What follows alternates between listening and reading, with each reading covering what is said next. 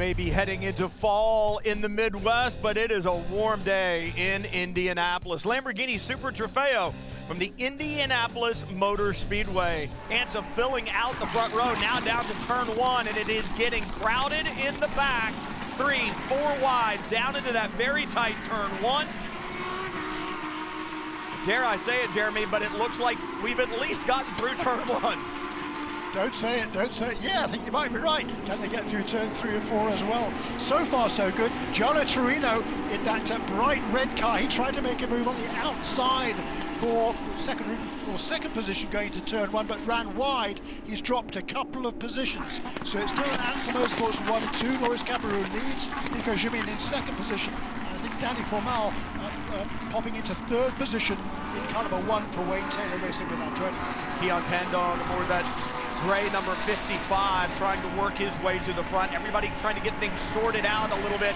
And now you've got to think about, how do I conserve the tire and still go quickly? I think that was John Capestro DeBetts aboard the green and white Lamborghini with 2 wheels off. How do I conserve a little bit of that hand-cooked tire to make sure my teammate has something to work with when they take over? And how do I make sure I keep cars behind me all at the same time? That is the challenge here, 64. Doesn't he? The car was sliding around again, sliding around a bit there, but he did set his best lap last time around, so clearly hasn't lost that pace just yet. But again, some super battles here, all the way up and down the field. There's kind of a 34 moving his way forward. The LB Cup, both of the events, and certainly the Americas. Pretty late mood. I'm here I am. Ballast down from the inside, and you see the contact. It comes from a long way back, and that's a big hit as well on John Hirschberg aboard the number 86. Hirschberg isn't going to like that, and like I said, Jeremy, that came from a long way back. Several car links in between them. Hirschberg had already turned in for the corner. Obviously, there's damage to the left front. The left front wheel is not turning, so he's just dragging it along the pavement. Of course, the problem is it's not going to take long before it's out of air. What Seth needs to do is try to find an orange overlap or the chicane up here on the right instead of going left into turn 6. If he can get to the right side of the road, he can get it pulled out of the way, and we won't have to go full course caution. But you said those dreaded words, Jeremy, and as soon as you did, the incident happened. Yeah, hats off to Seth Lucas there for getting that car out of harm's way. No need for full course caution. And in any case, even if there is a caution, number 46 car has made it onto pit lane, so they're legal. I think that's the last of the cars that come into the to make its scheduled pit stop. And so now it'll be, I think, next on the road will be Bryson Morris in car number 30. That's number 42 of Kevin Madsen, who's a little bit farther down the order, but running in the, having a battle of his own. You talked about Hannah just a little while ago, didn't you, Brian? And she has really done a fantastic job at the wheel of a Lamborghini for the very first time. She's been driving for the Marshall Racing Aston Martin team in a different sports car series and showing extremely well. And now we can see the ability that Hannah has. She's done a really nice drive here. She's 5 seconds ahead of Garrett Adams, the number 64 car, who took over from Luke Berkeley in the MLT Motorsports entry car number 64. It's number 55, then the Fly Alliance machine, 447 Motorsports, that leads the way in Pro-Am, 7th position overall with that drive-through penalty. Yeah, I'm looking right now at the Pro-Am category, and Nick Persing moved to the back there with that drive-through penalty. He's about 11 seconds behind the 14, trying to work his way forward, and there's a man, that was, if you're going to spin in the final corner, you'd like to do it at the entry and not at the exit, because there are no walls around at the exit. You would want that car up there, but you're going to have to explain to Bryson Morris and Loris Cabarrou that, hey, take one for the team. Don't win in Indianapolis so your teammate can. Right. Yeah, you're gonna tell a 19-year-old to hand the win to somebody else. Yeah, right. That ain't gonna happen, is it? But it's been a super job here by both of those two. Bryson Morris is gonna bring that car home. But what a drive Ernie Francis Jr. has put on in that third position. He's closing in. I don't think he's quite close enough. Just 2 corners to go now for Bryson Morris, looking for his first win in Lamborghini Super Trofeo. Bryson Morris out of the final corner for the final time. He will see a checkered flag displayed, waiting for the 30 to cross the line. There it is, no team orders for IMSA Motorsports. The 30, Bryson Morris, Loris Cabarrou, they claim their first victory in Lamborghini Super Trofeo North America. In LB Cup, Nick Grote holds the championship lead, and out of the final corner, looks for that checkered flag and looks to extend his championship lead. He will do just that as Nick Grote wins at the Brickyard. In Pro-Am, the 55, young Hannah Grisham. A win at Indianapolis. Could she have ever thought this when she came into the weekend 1-for-1 in Lamborghini Super Trofeo North America? Her first race, her first win, and she shares it with Keon Tandon. And then the 69, your winner in the AM category, Glenn McGee, Anthony McIntosh, they lead that championship, and you see why as they take yet another victory in the 2024 season. There is a look at the unofficial results again. That great win for Hannah Grisham, Keon Tandon. Tandon has shared a Lamborghini with several different drivers this year. First time they have taken the checkered flag in first position, and Hannah Grisham, this is one that she will most certainly remember.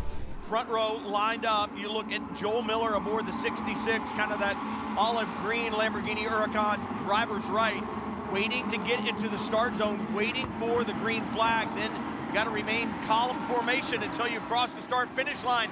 That is not happening behind Joel Miller. We are racing in Lamborghini Super Trofeo North America at Indy, but I'm sure the officials are going to take a look at that start. Miller with a good jump leads to turn one. Indeed so, and it was Jake Miller who started on the, Jake Walker who started on the outside of the front row, and he quite clearly moved across there, and I'd be surprised that that wasn't a penalty for that number 77 car, so that's exactly what he doesn't need to start this race. A good start, however, from Ernie Francis. He had a great charge yesterday, and I think up in the second position at the first corner for TR3 Racing in car number 88, and that of course would be the pro lead, and he is currently leading the pro championship by just 8 points over the number 1 car.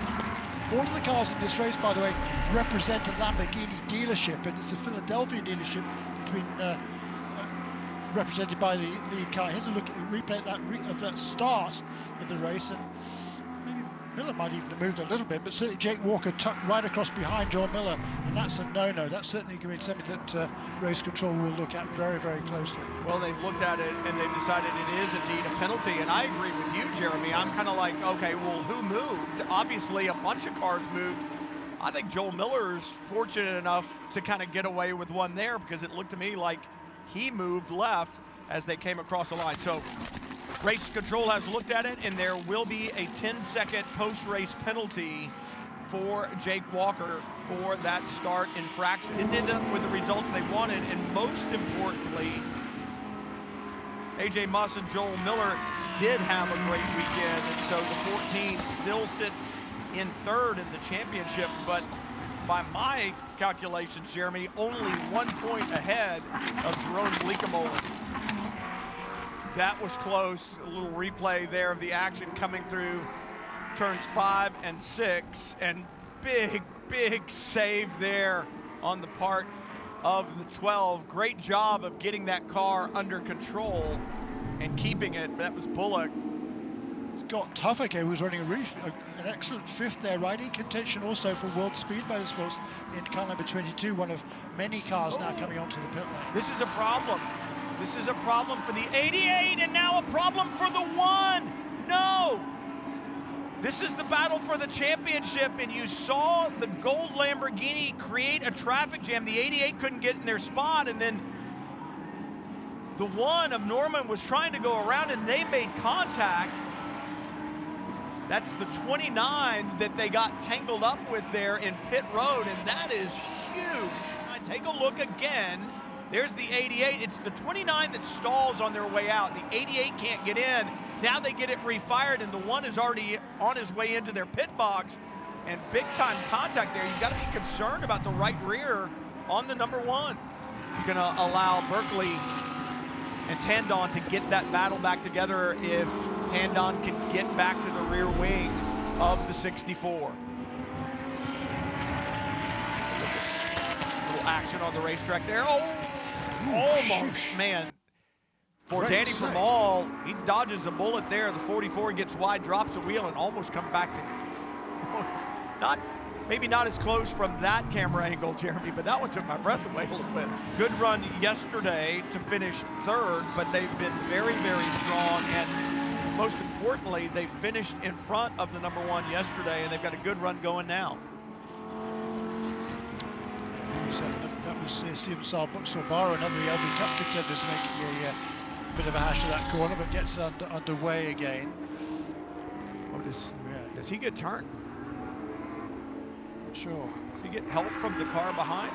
No, does it on his own. That other camera shot looked like perhaps got some help, but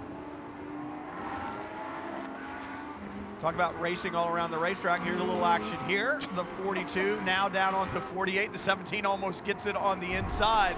And it's one of those things, Adrian Kunzel aboard the 42.